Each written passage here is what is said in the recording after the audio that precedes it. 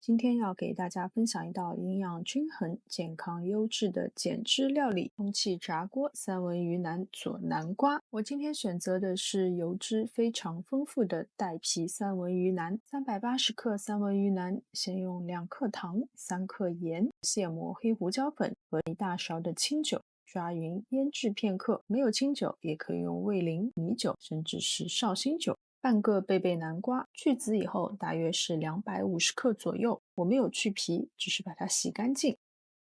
去蒂，然后切厚片，可以根据贝贝南瓜本身的纹路来切。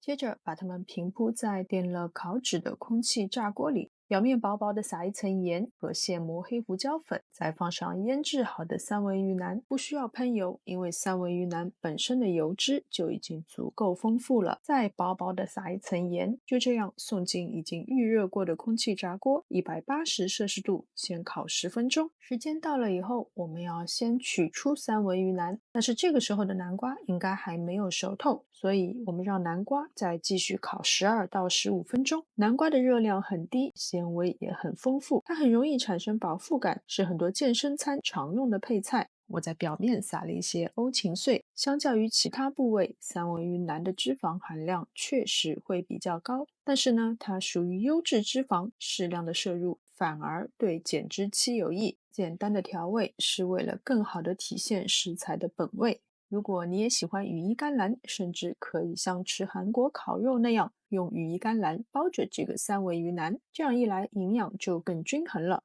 软糯的贝贝南瓜烤过以后，带着焦香和甜意，更是好吃的停不下来。如果你注重干净的饮食，或者需要低碳控油餐，那这道菜会是你非常友好的选择。好了，今天的视频就到这边，非常感谢大家的观看，我们下次再见。